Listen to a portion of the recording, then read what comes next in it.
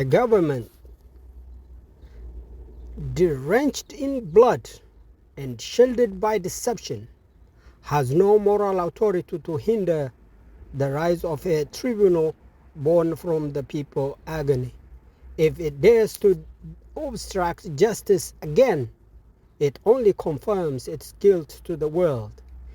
Any attempt to bypass, dilute, or intimidate this tribunal by Ethiopian government shall be treated as the final act of tyranny, placing the regime itself and every individual who aided or stayed silent on trial before history and humanity.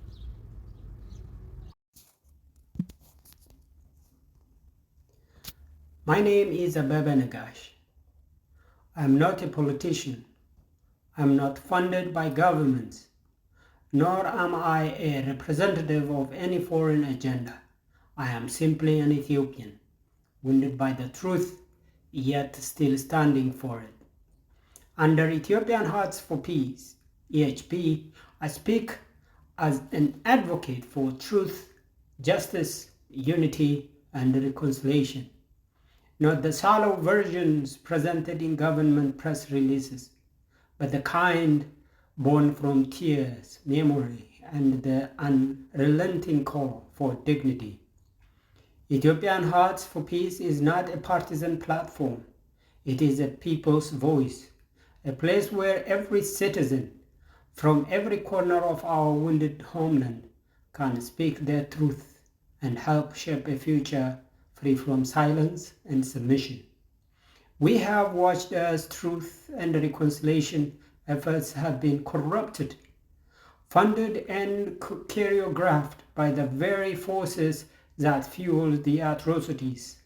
What kind of healing can come when the accused sits at the head of the tribunal? What kind of truth emerges when entire ethnic groups are blamed or silenced? This is why we propose a different path. One that begins not from the top, but from the ground. A path rooted in community-led justice, moral clarity, transparency, and the wisdom of our people. We are calling for the formation of an Ethiopian People Justice Tribunal, EPJT, an autonomous, inclusive, and globally observed platform where the truth will be told, the guilty will be held accountable, and the victims will be seen, heard, and honored. What you are about to hear is not just an essay from our 64 books no one wants to read. It is a blueprint, a vision, a call to action for every Ethiopian who believes that peace without truth is surrender and unity without justice is a lie.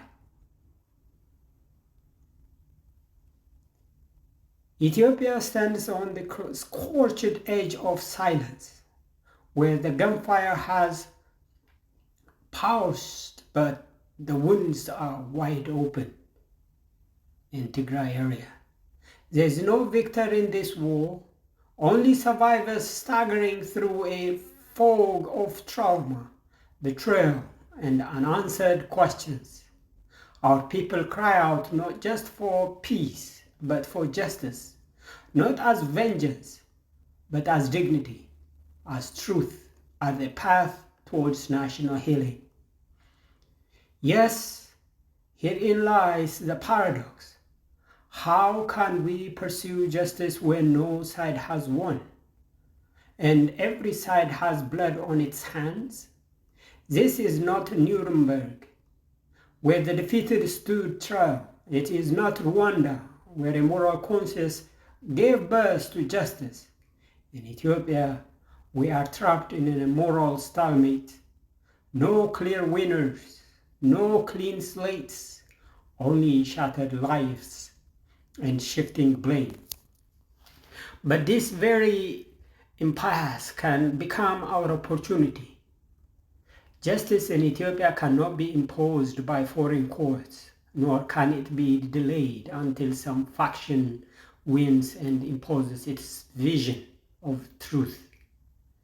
Instead, we must forge a new path, a people's justice tribunal, built not by states or soldiers, but by survivors, witnesses, and citizens, anchored in the shared pain and shared humanity of our fractured nation. This essay proposes such a tribunal, not as a utopian dream, but as a strategic, moral, and cultural necessity. Through testimony, technology, local wisdom, and ethical courage, Ethiopians can confront the darkest truths of our time, even without political supremacy. The world has seen courts that follow war. Now it may witness justice that transcends it. This is not the beginning of another political project. It is a spiritual reckoning, a national act of remembering. If we do not build this tribunal, we risk burying our future in the same mass graves that swallowed our past. As we embark on this journey of reckoning, we begin by acknowledging the gravity of past, understanding that Ethiopia's path forward must confront its painful history. It is only by looking truthfully at the atrocities committed that we can lay the groundwork for a future founded on justice and healing. From this foundation, we move to explore the moral and philosophical imperatives that drive this call forth.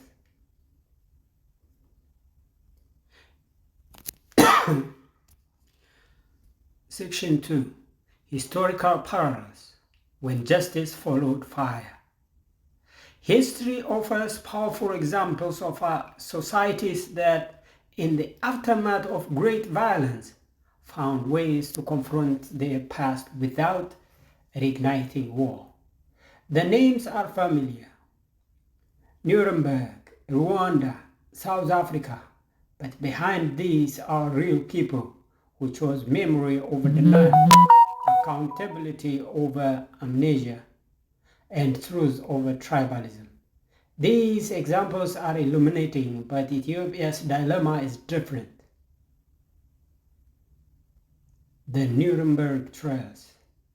In the wake of World War II, the Allied forces, victorious and united, held Nazi leaders accountable in the now iconic Nuremberg trials.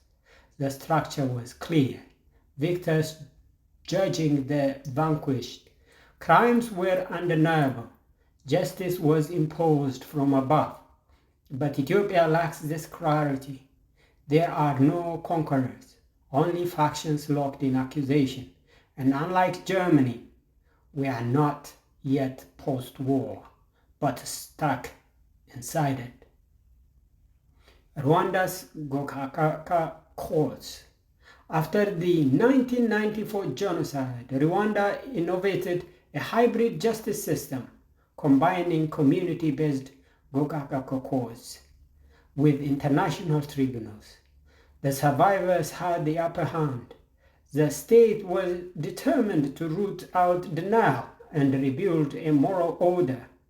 It worked because the will to reconcile was matched by moral leverage. Ethiopia, in contrast, faces a situation where every major political force has been both perpetrator and victim at different times and in different zones. South Africa's Truth and Reconciliation Commission, TRC. South Africa under Mandela offered something even more profound, a moral rather than military victory. Apartheid had collapsed not by a total war, but by resistance and negotiation.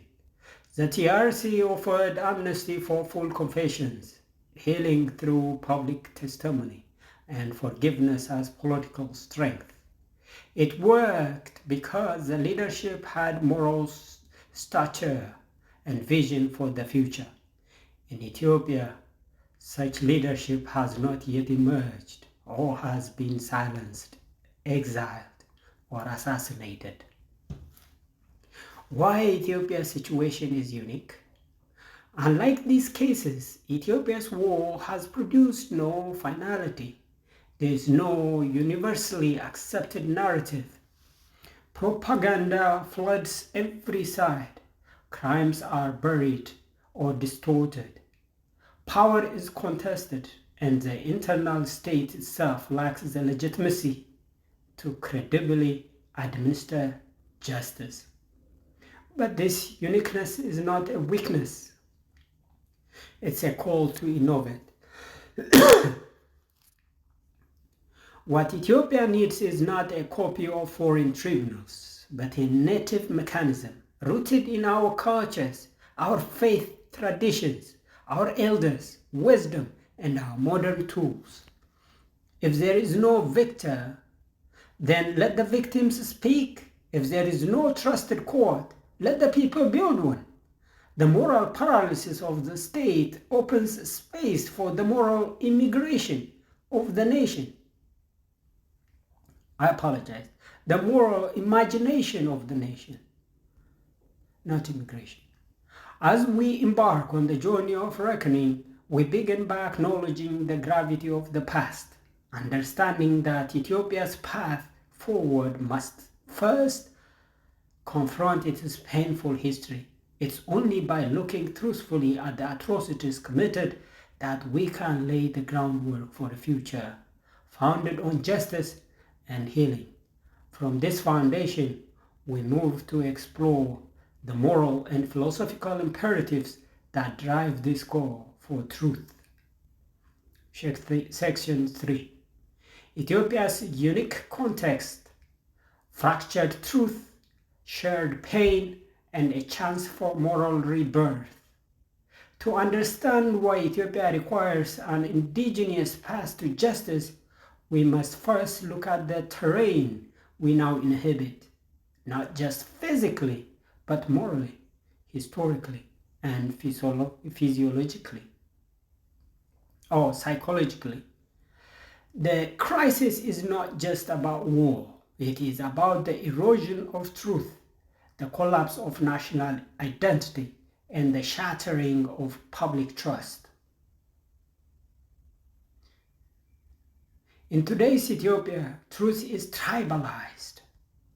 What one group calls self-defense, another calls genocide. Atrocities are denied or justified depending on who committed them. The media is weaponized. Religious institutions are split. Political discourse has become a theater of mutual delegitimization. Unlike post-genocide Rwanda, Ethiopia does not have a consensus on what happened, let alone who is responsible. This is not merely a political problem. It is a spiritual and epistemic breakdown. When even the dead are disputed, mourning itself becomes a battlefield. Every group has been wounded and wounding. Amhara, Oromo, Tigrayans, Somali, Gumis, Afar, Sidama, Kumant, Agaw, and others all have buried their loved ones. All have stories of betrayal, displacement, torture, and state or militia terror. Even groups traditionally considered dominant have suffered targeted killings or displacement in recent years. This shared pain could become a moral equalizer, a point of solidarity in sorrow, but instead it has been weaponized to compete in victimhood. The race to prove one's own suffering has made it harder to hear the suffering of others. This is why any externally imposed tribunal would be immediately distrusted.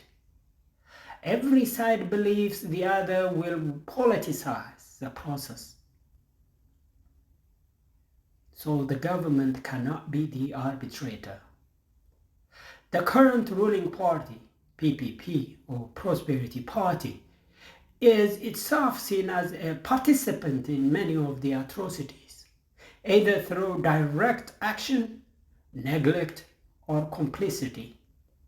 Many Ethiopians view state institutions as tools of ethnic manipulation, not neutral instruments of justice. The federal judiciary lacks the legitimacy, independence, and transparency to prosecute crimes of this magnitude. But this institutional vacuum is also an opportunity because it forces us to think beyond government. Justice must become a people's mandate, not a regime function. When institutions fall, civil society must rise. So here is a chance to redefine justice on our own terms.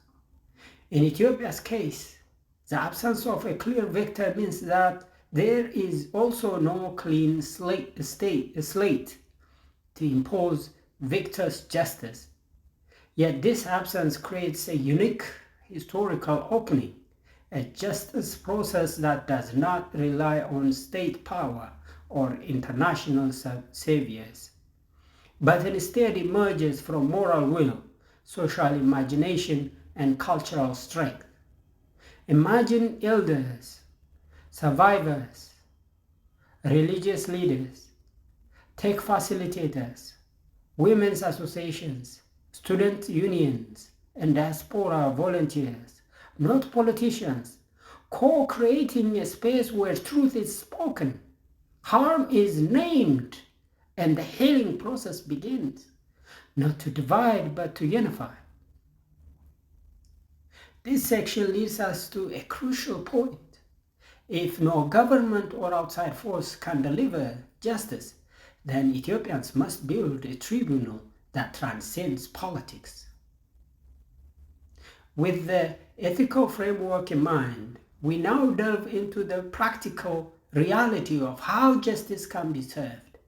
The conventional avenues for redress have been failed Ethiopia. So we must envision a new form of accountability, one that is designed by the people for the people. This brings us to the concept of the Ethiopian People's Justice Tribunal, a system rooted in transparency, ethics, and community engagement. The Ethiopian People's Justice Tribunal, EPJT, is Section 4, a new architecture for accountability. If Ethiopia's state cannot offer credible justice, and if foreign courts are seen as neo-colonial or biased, then the only path left is a tribunal forged from within, a structure designed not for revenge, but for restoration, truth, and moral clarity. This is the essence of the Ethiopian People's Justice Tribunal, EPJT, a civilian-led, culturally grounded, tech-assisted, and globally observed initiative to reckon with the horrors of our time. A. Purpose: truth before unity, justice before reconciliation. The EPJT is not just symbolic. Its function is to collect, verify, and publicly present evidence of war crimes, crimes against humanity, ethnic targeting, sexual violence, forced displacement, extrajudicial killings, and other atrocities across all regions and factions. Its goal is to establish a neutral record of harm, offer victims a dignified platform to be heard, prevent the recycling of denial and impunity, recommend pathways to redress, including reparations, public apologies, bans on war criminals, and more. B. Structure: multi-layered, inclusive, and decentralized. Community justice cells. In each region, respected elders, religious leaders, and survivors from panels to collect testimonies, oversee truth sessions, and record harms. 2. Digital evidence hubs. Diaspora volunteers, tech experts, and legal scholars manage encrypted platforms to receive video, audio, and document submissions from across Ethiopia and the world. 3.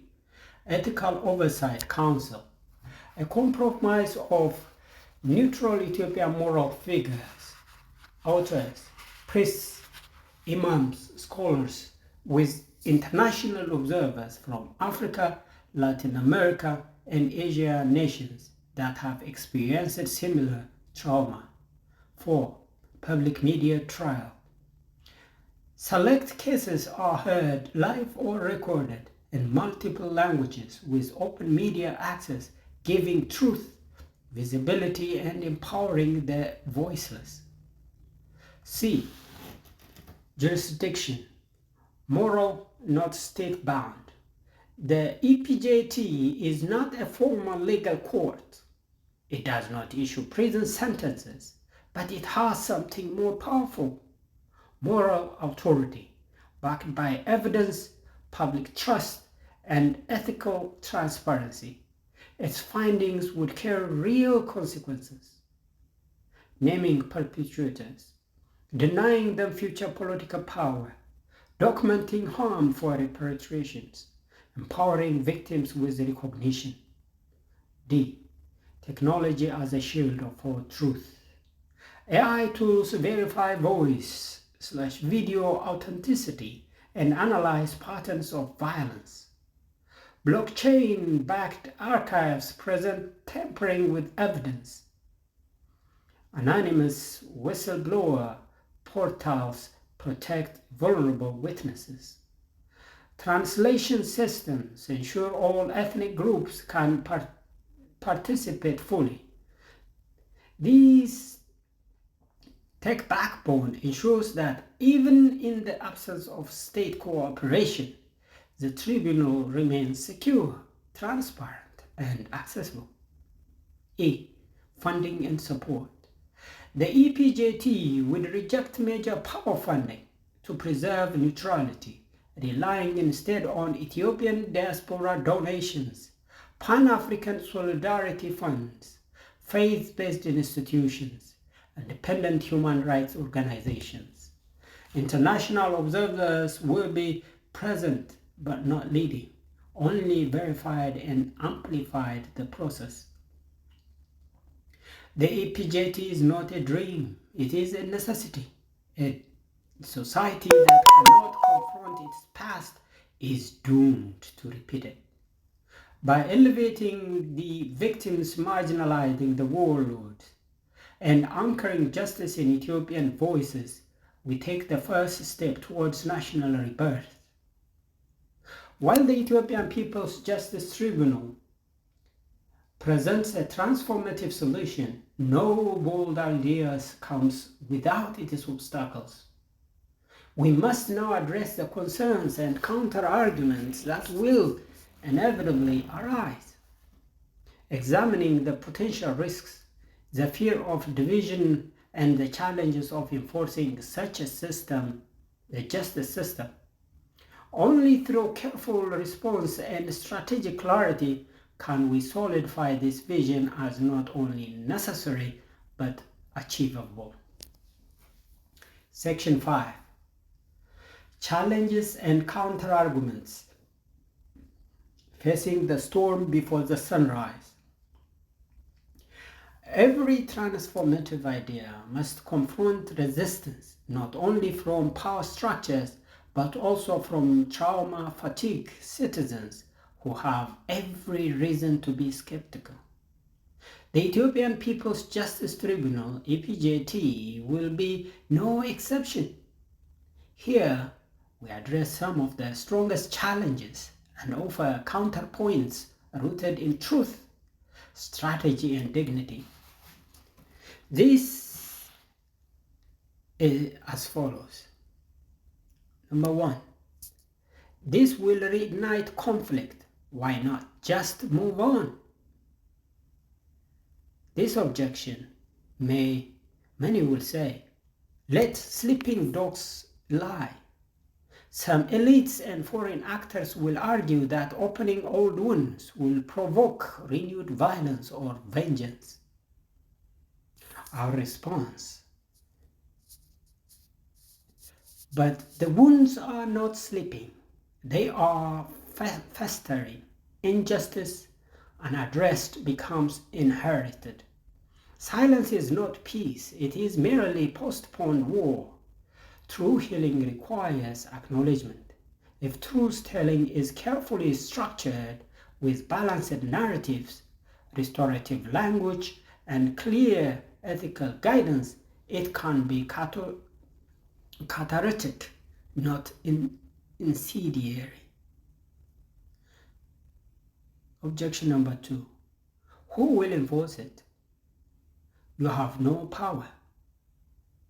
Since the EPJT lacks state power, it can't imprison anyone or confiscate property. Won't perpetrators simply ignore it? Response: the EPJT's power is moral, cultural, and historical. While it can't jail, it can expose, shame, and strip legitimacy. It can make certain names unutterable in politics. It can inspire internal social bans, exile from moral life, and denial of future power. History often honors those who build truth, not those who controlled tanks. Question and objection number 3. It is impossible to be neutral in Ethiopia. Ethiopia's wounds are so deep that even the idea of neutrality feels suspicious. Won't every judge be seen as biased? Our response: absolute neutrality may be impossible, but ethical transparency is not. By ensuring multi-ethnic panels, rotating regional leadership, multilingual testimony, and global observers, the EPJT builds procedural fairness, even in an emotionally charged environment. What matters is not perfection, but public integrity. Objection in question number 4. Aren't you just replacing courts with theater? Critics may say EPJT is performance, not justice.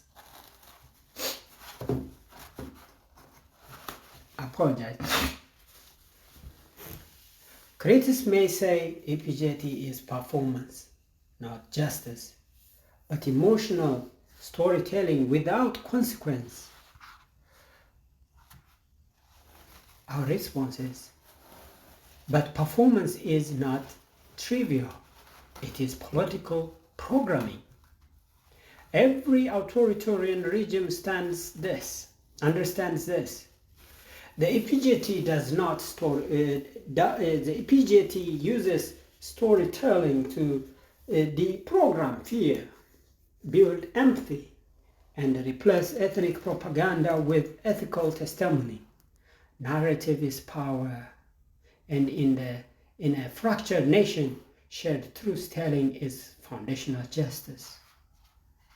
Another objection and question as number 5 says, what about false accusations or misuse? In a politically volatile space, there is a risk of fabricated stories, targeted defamation, or revenge testimony. Response: that's why the EPJT is designed with AI verification, corroborative panels, and multi-source validation. It is not trial by rumor. Testimonials would be cross-examined. Falsehoods would be exposed, and transparency would act as a deterrent. This is not mob justice. It is moral due process. In every generation, Some dare to walk where no law exists, to carve justice from the moral imagination of a people. This is Ethiopia's moment. The obstacles are real, but so is the urgency. The question is not whether this can succeed perfectly, but whether we can afford to do nothing at all. Having confronted the challenges head-on, we now look forward, not with hesitation, but with a clear understanding that this pursuit of justice is the key to Ethiopia's rebirth.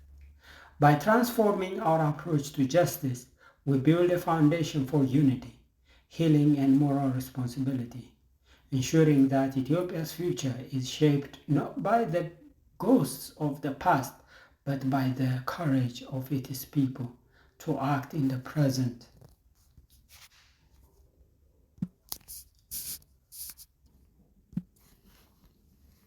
Section 6. A vision forward. Justice as the seed of rebirth. Every civilization that survived catastrophe did not go through weapons, but through the rebirth of consciousness. Justice is not merely the act of punishing the guilty. It is the art of restoring the sacred contract between a people and their moral compass. In Ethiopia's case, the EPJT is not just a tribunal, it is a mirror, a reckoning, a ceremony of memory. A. Justice as a foundation for unity. Without truth, unity is a lie. Without justice, peace, submission.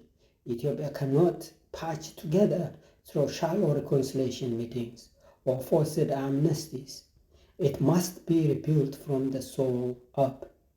A shared commitment to justice across ethnic, religious, and ideological lines can create the only unifying identity that matters, one based on human dignity. B. Beyond the tribunal. Toward a culture of responsibility.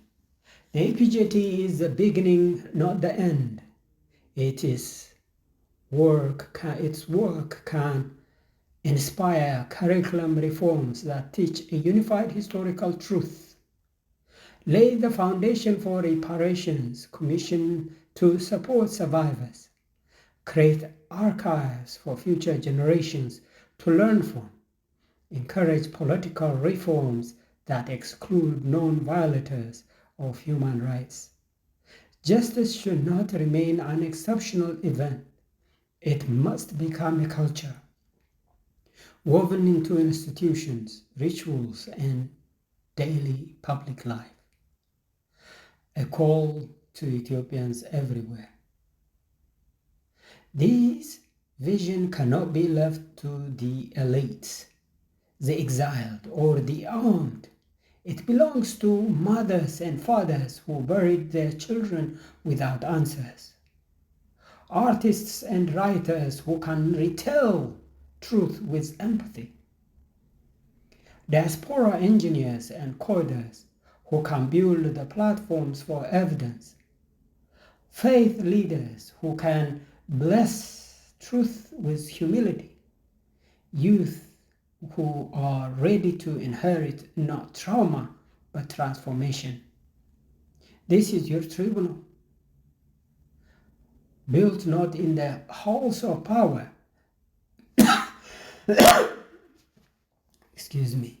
but in the hearts of the people. D. A message to the world.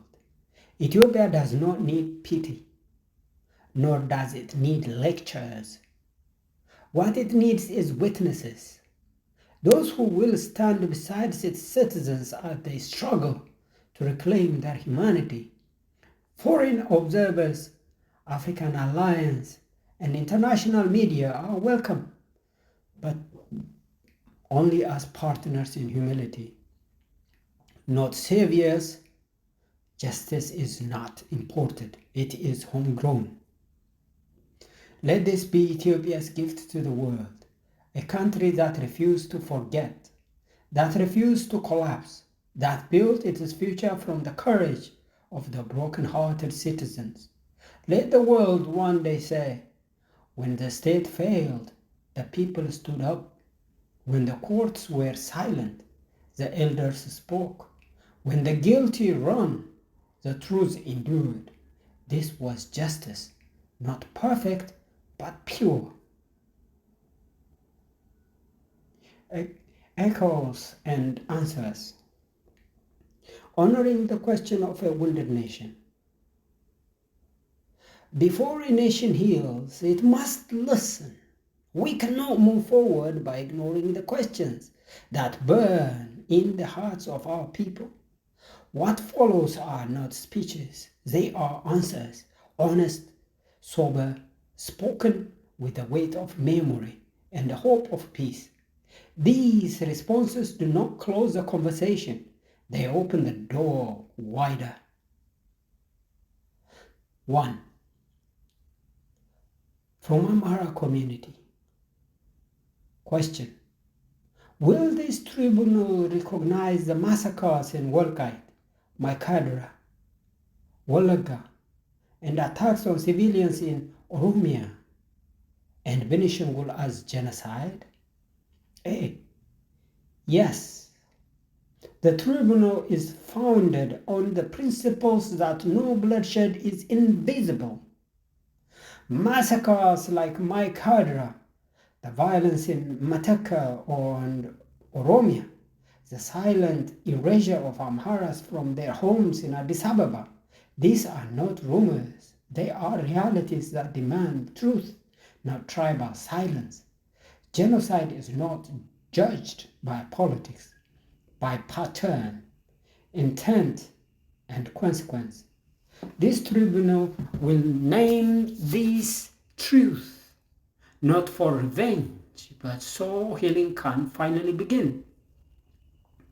Question. How do we know this isn't another forum that will villainize Amharas while letting others off the hook? Answer. Because it is not designed by governments or political actors. It is led by a people's mandate, with representation from every community, every victim, and yes, even from those accused, because justice without due process becomes vengeance. The tribunal's structure prevents any ethnic scapegoating. It seeks the separate individual guilt from collective identity, a key to preventing more hatred. Number 2, questions from the Oromo community. Will the EPJT acknowledge the long-standing marginalization and the killing of peaceful protesters like in the Okero movement? Answer, absolutely. The silence over the killings of Oromo youth and elders, over the violent suppression of peaceful expression, over systemic marginalization has been deafening. The tribunal will give voice to the many Oromos who were silenced for demanding dignity and self-determination. Justice is not a favor, it is their right. Question. What role will Oromo elders, scholars, and traditional systems like Geda play in this process? Answer. A central role. The tribunal is not only about courtrooms, it is about reclaiming indigenous justice traditions, restoring cultural legitimacy. The Geda system, with its ethos of deliberation and accountability, is a model for moral jurisprudence. It belongs in this process, not as a decoration, but as a foundation. Number 3 comes questions from the Tigray community. Question.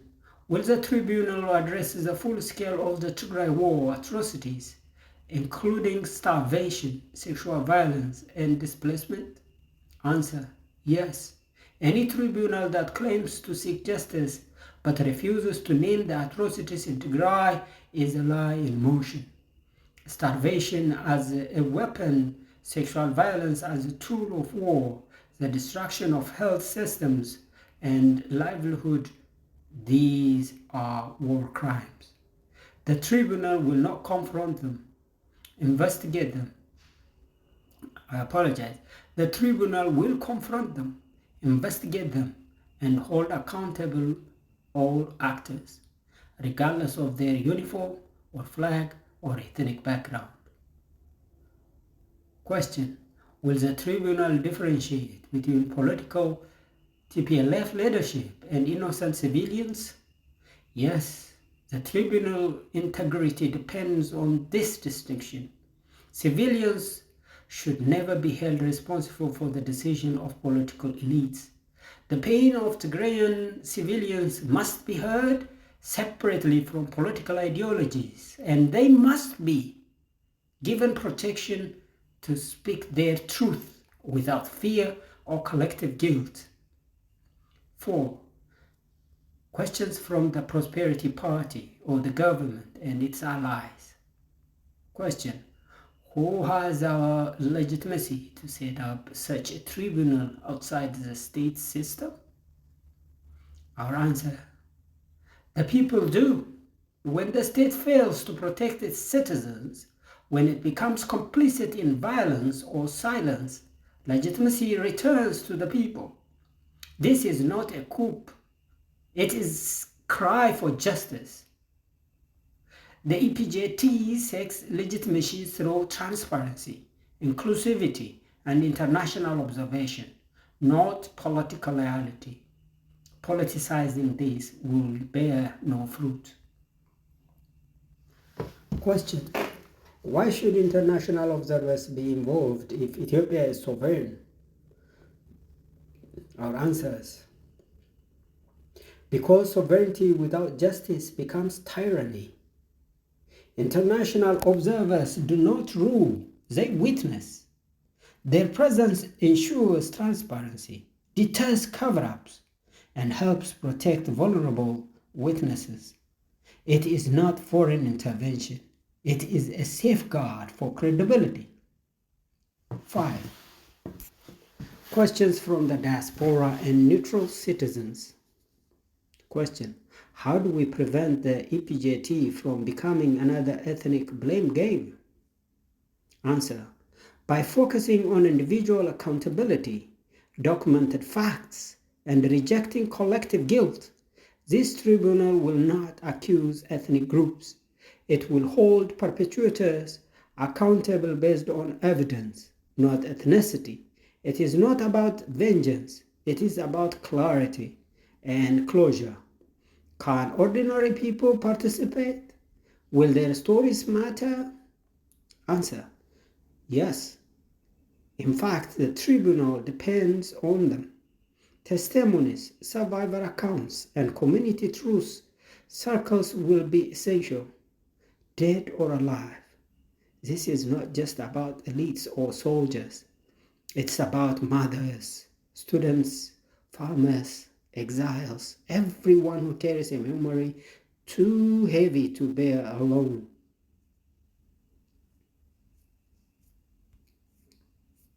Thank you very much.